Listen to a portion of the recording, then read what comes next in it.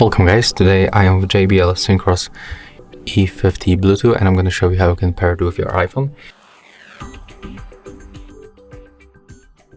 So at first you have to simply focus on the left headphone and you have to find this Bluetooth button.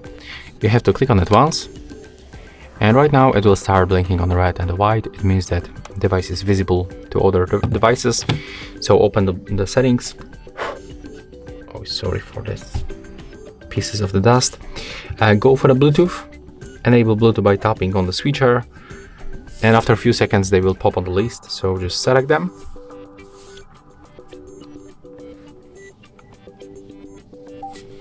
And as you can see, after a few moments we are connected. So that's how we can make it.